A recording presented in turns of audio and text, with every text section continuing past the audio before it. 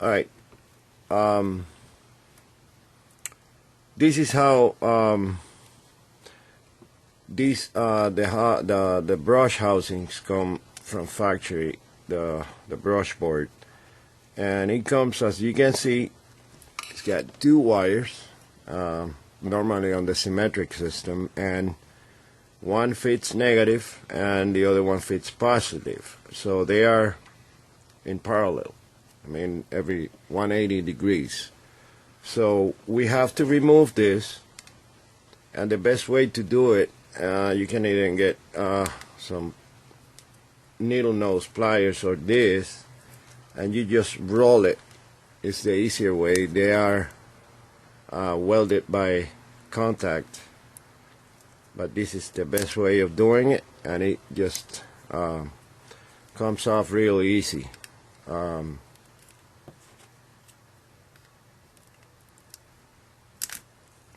It's actually loose, but I want you to notice how this thing right here has play on the rivets it's got from factory. So that's not a good contact when it's riding on the brushes, and this doesn't make a good contact. So I have chosen the 440 screws by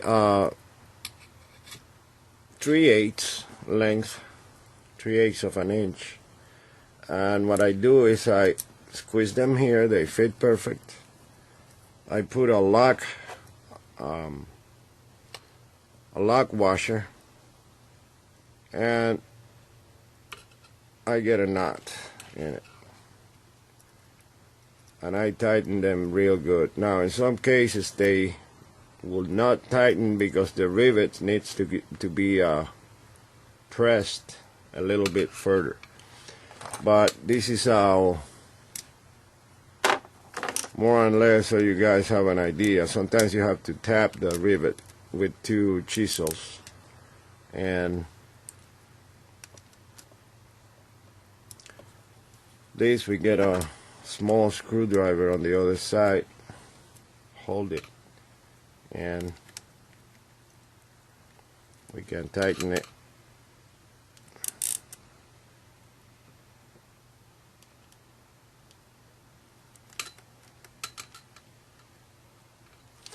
And we'll see that now no more play.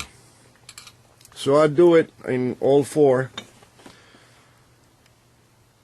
So you have an idea. I already removed this one, and the idea is that I made already some cables, red cables, so I can attach them positive to positive and black with black.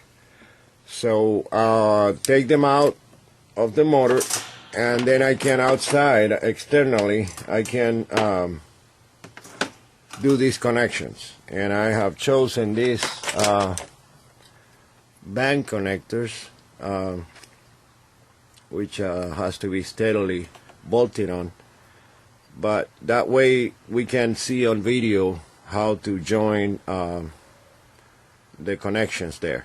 We can set them parallel, we can set them series, we can set them all in series or by groups, and so on. So you guys have an idea what we have to do here. It's not a big deal. It's just a matter of connections on this.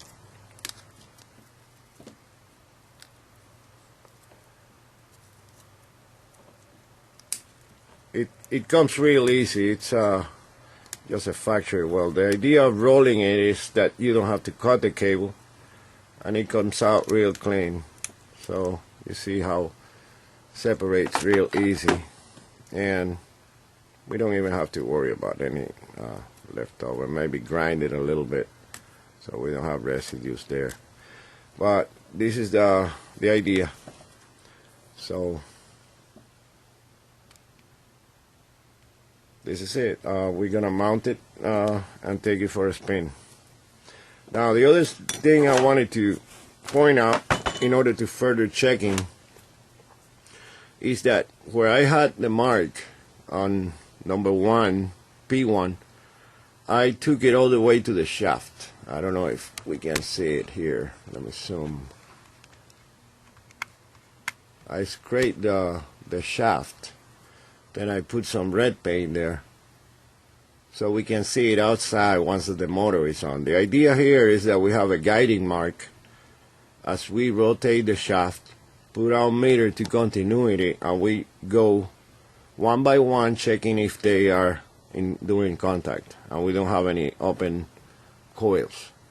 This is a good check mark because we don't have to take the motor apart in order to run a diagnosis on it. One by one we go either way and we count, and we'll hear the beep, and I'll do that test later on. It'll tell us that all of them are connected, and if there is one faulty, we'll know which one it is exactly. So we could go exactly to that and see if the commutator got loose or something here. So, but we're going next running it and assembling it, the housings. Alright, so we already got the armature in place, and we're gonna go ahead and put this housing on. We already have the brushes pushed back, and the spring is holding it, as you can see right here. So it won't let it go in, so it'll be easier. Then later on, all we have to do is just push them back in and make sure the spring goes on top of it. Okay, so but what I wanted to show you is that this in the housing, it has a little mark sticking out, and in the motor they also put a mark right here.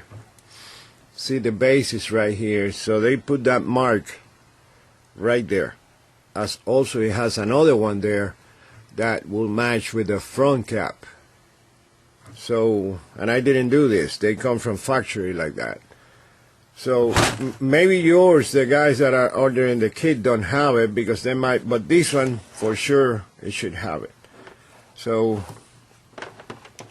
also I wanted to say to go over before doing this with some kind of sandpaper to make sure your border is clean, and if you could add a little grease here, I mean heavy grease, a little bit, it'll be much better, because that way you could slide it better when you are aligning it. You gotta realize that we have all this space to move the bolts above and on top to be able to rotate the housings and the armatures. So we're gonna put this in, and as you can see, it goes in easy. Right there is on the mark, but the armature, because of the magnet positioning, it tends to push it that way. So we have to force it in the housing. It's not gonna fall until we make a little force here. So the bearing goes in the housing, and that could be done by hand because the bearing is actually not that hard to stick in there. It's not pressed, strongly pressed. But this is it so far, so you guys have an idea. I gotta put the bolts in and have them ready, but I still gotta do the front part. And I got all 4 cables already here, ready to be hooked in.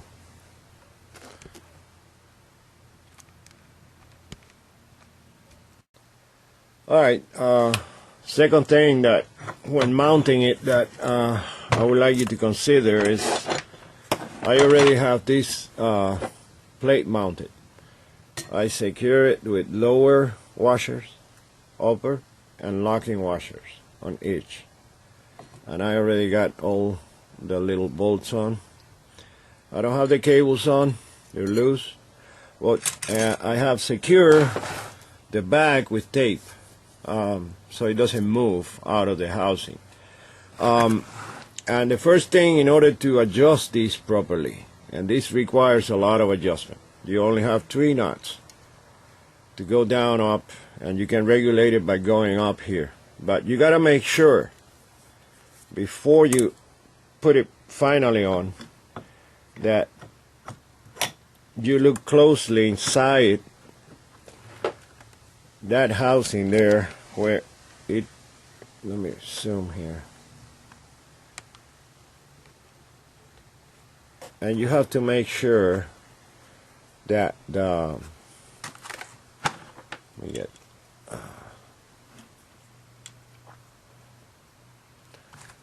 that when you rotate it, it doesn't rub against the commutator. Let me get it more in. Yeah. See? You gotta make sure. Get the light in there. You gotta make sure that there is a clearance, so that it's not gonna rub the brush housing at any position during rotation, because that will ruin your motor. I mean, if that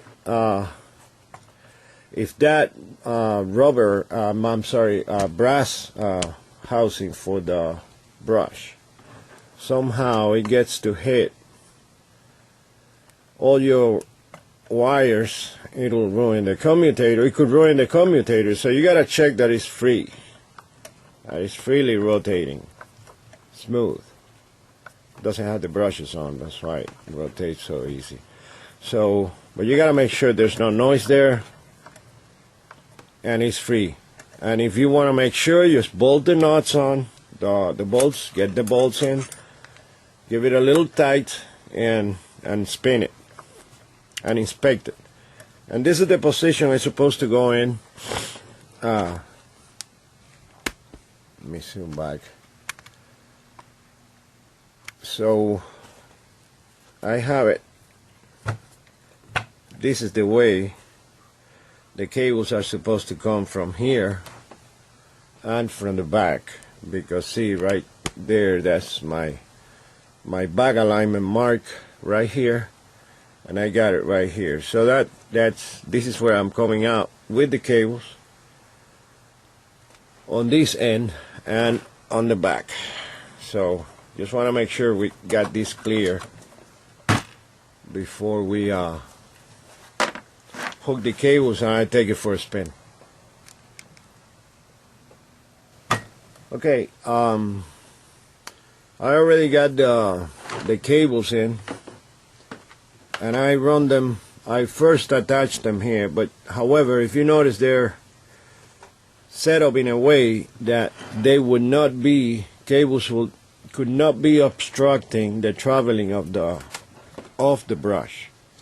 So you try to get them away from where the brush goes. At any point, they could be in touch with the housing because it gets hot and it could damage the insulation.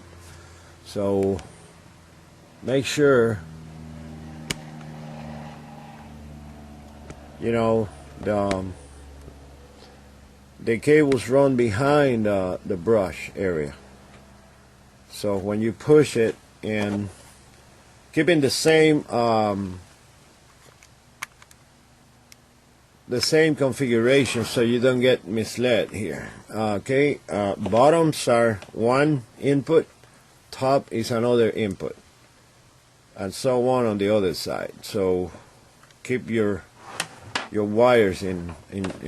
So I got the back with tape and secure there, somewhere in the alignment mark there. I have not run the bolts yet. So yeah, I get the bolts so close here, but you gotta make sure that we know here how our alignment is. I got my 3 bolts here. Give me the opening where this opening be. Okay, so you want to align this in a way that it comes like this, and you can see brushes right here that are supposed to be in alignment with the back brush right here. So later on you align them here, but the pushing is fine as long as it allows you to rotate, and you gotta keep pushing the cable so they do not obstruct.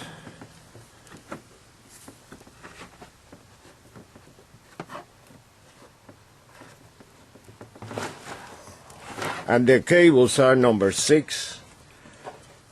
The red ones I have installed, which is more or less the same as the one that comes with the motor.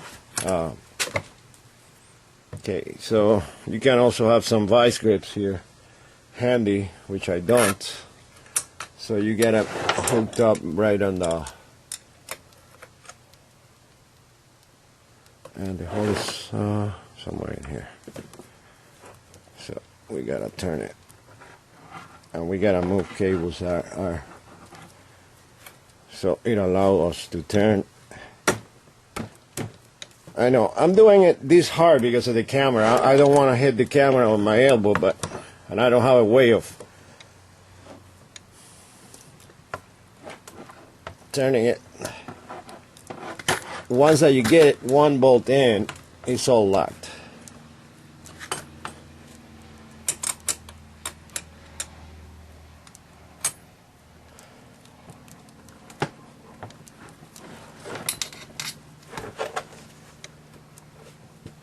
Okay, the cables are sticking out, so they're rubbing against well, we got the hole right here, and we got a bolt right here. Then I get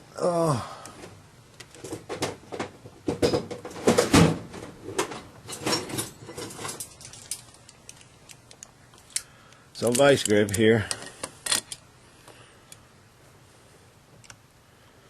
Okay, and no sweat. Okay, so got them in place. Hope I didn't get the bolt hole. Yeah, let me go in here. This is steel, so nothing is going to happen. So you know, right there, I got it, and just gonna make a couple of turns only.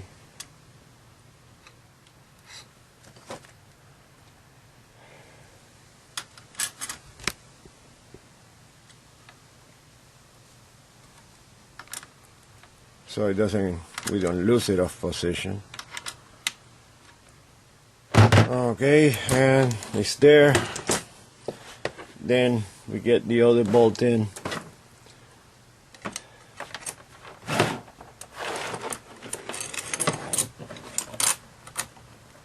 And we have to turn the motor this way, so we see our bolt here. Get the vice grips, lock them in place.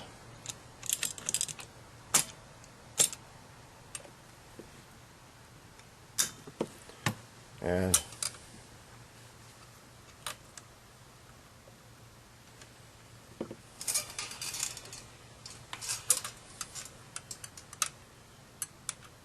okay, we got it. So right now it's just a matter of adjustment on that the brushes are aligned, and then we run a test on it.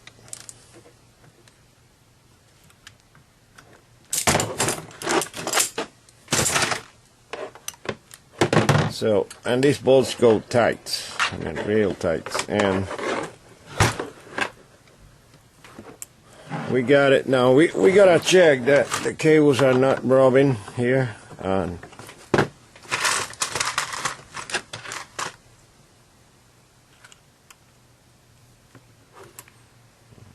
I had to expand this this piece right here so it goes in. The one that it comes in is smaller, so I'd rather do that than transform the. So we got it all perfect there. So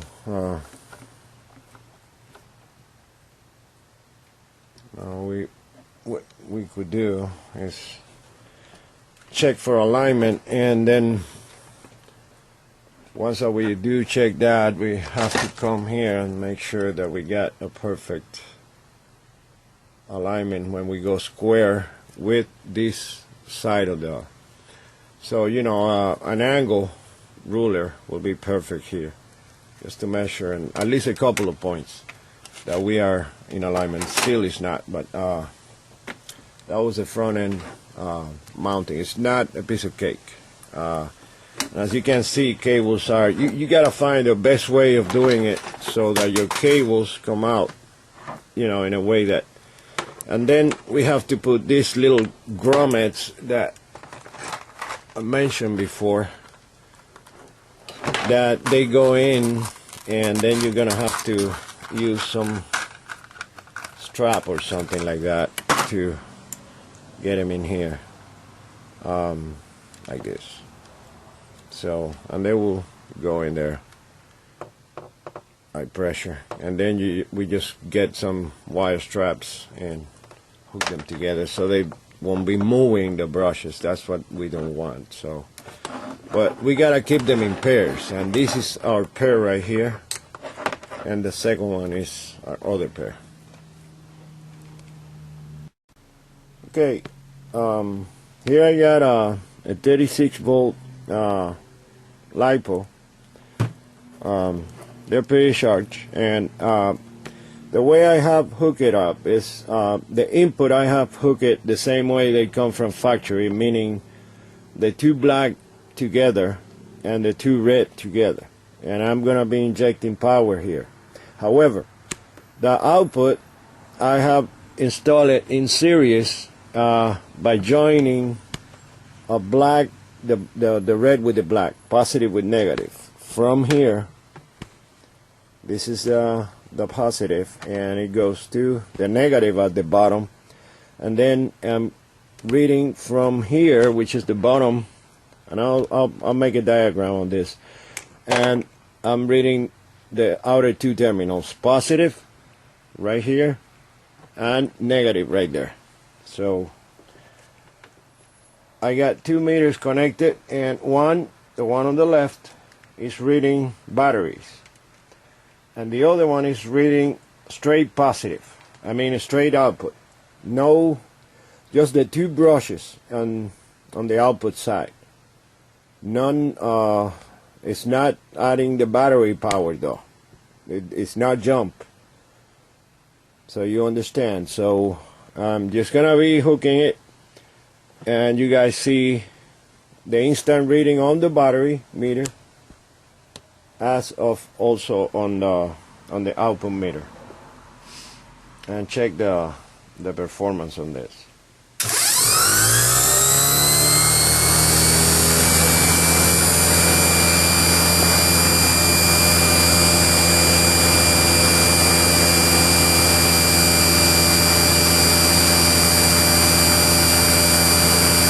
5,081 RPMs.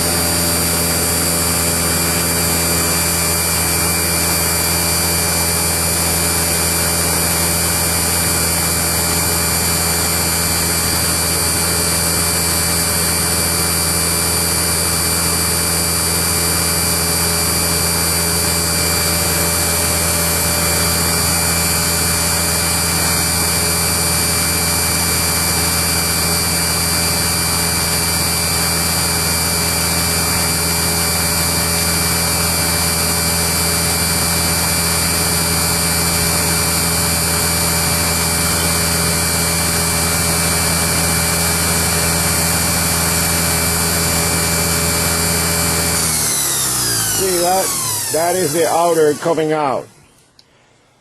You saw that spark on this side here. That's the coming out from the spark, from the charging on the coils.